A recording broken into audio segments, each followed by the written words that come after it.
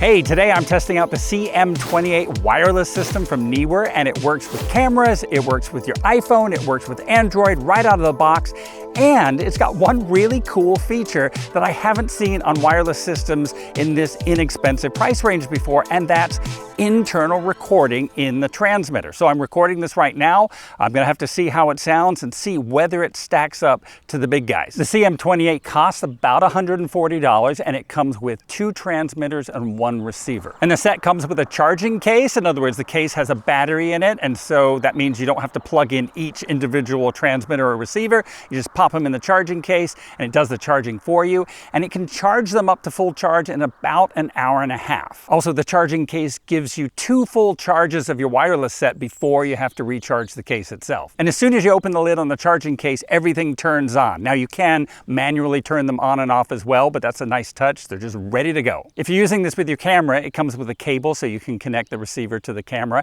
If you're using it with your phone, it comes with these little phone adapters that snap into the receiver, and then that goes into the connector on your phone, and they seem pretty stable. Now, you probably could knock them out if you dropped your phone or something, but otherwise I don't think it's just going to sort of like come apart on you, which is good. Now, not everything is going to fit in that charging case, but thankfully it comes with a pouch as well, so you can put your extra cables in there, and you also get 2 dead cats, and you can keep them in the pouch as well. Each transmitter comes with a magnet that attaches to the back of the clip, so you can either clip them onto your clothes, or you can put the magnet behind your shirt so that it's just kind of suspended in front of your shirt. The transmitters have a jack so that you can plug in a lavalier mic as well. Now, the set doesn't come with lav mics itself, but it's handy if you want to have a more discreet lav mic clipped, under your clothing or something, and then you can just plug that into the transmitter and you're good to go. Neewer claims a 200-meter range on the transmitters, which is pretty impressive. Haven't had a chance to try it out yet, but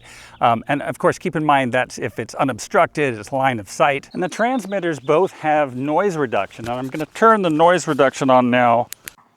Okay, I've turned the noise reduction on, and a car is going by, so it'd be interesting to hear what that does to that kind of loud noise. But otherwise, this is the noise reduction with just, birds chirping, and that's about it. I'm kind of out in the country here, so there's not a whole lot of noise going on. If you give a long press on that noise reduction button, you turn on internal recording, and you have up to 10 hours of recording per transmitter. And that's 4 gigabytes of storage, and it's 48 kilohertz sample rate.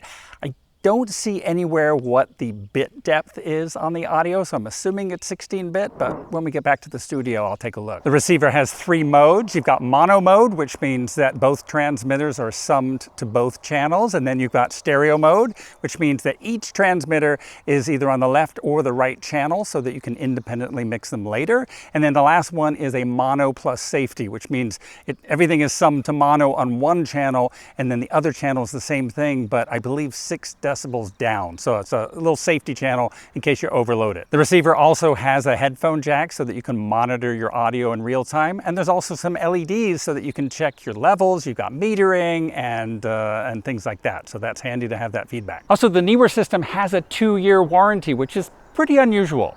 Now you're listening to the Rode Go-To wireless system. I tend to bring this system out to compare other wireless systems to because it's pretty popular.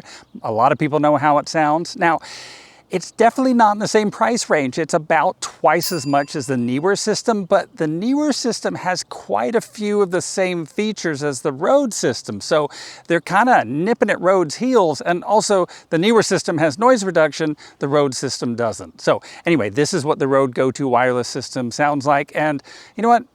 I think it's time to head back to the studio, give everything a listen, and then I'll tell you what I think. When I got back to the studio and I listened back to the audio I'd recorded outdoors, my first reaction was, oh no, the mics don't sound very good. But it turns out I screwed up. In my video editing software, I had both the camera audio and the internally recorded audio files.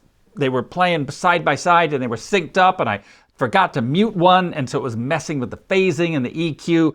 So I'm happy to say that these sound really good. They've got a little more low end than the Rode system, but without giving up any of the high frequencies. I'm also pleased to say that the internal audio recorded at a decent level, which means it's taking full advantage of the dynamic range. And the reason why I bring that up is I tested one set of wireless mics from a different manufacturer. It was like, I don't know, it was like last year or something, and they did not do that. Not only was the internal audio only 16-bit, but the levels were so low that I had to boost everything up by like 15 or 20 dB. This brought a lot of noise into the recording and made the microphones unusable. So, needless to say, I did not review them for my channel. So I looked at the audio files. The Neewer system is 16-bit. Yes, it would be better at 24-bit, but as long as you're recording at a decent volume level, which these are, you're not going to hear any limitations of 16-bit recordings. The noise floor is going to be below any ambient background noise you have going on. So yes, the Rode system records at 24-bit, but it costs twice as much money. You know, I noticed a weird thing. The user guide for the CM28 system says that the internal recording function is, quote, only for radio backup purposes. I have no idea why it says that. So I reached out to Neewer, and if I hear back, I'll put their explanation in the video notes. Also in the notes is an affiliate link so that you can check current prices. So what do I think about the Neewer system? Well, first, let me tell you that I have tested at least 10 wireless systems over the past couple of years. Now, it's got to be more than that. I don't know, 15? I should probably go count them. And some of them I didn't even bother to review because they were so bad. Some I did review because they were worth the money. However, I always find myself reaching for the Rode Go 2 system when I have the choice. Now, the audio quality it's okay. But the feature set, especially the internal recording ability and the quality of that recording, I just couldn't beat it until now. While the internal recording on the Neewer system isn't quite as good as the Rode, and I'm talking about the 24-bit capability here, the other features of the Neewer system overcome that. It sounds better, that's important. They're also lighter, and I've finally found a reason to switch to the Neewer CM28 system.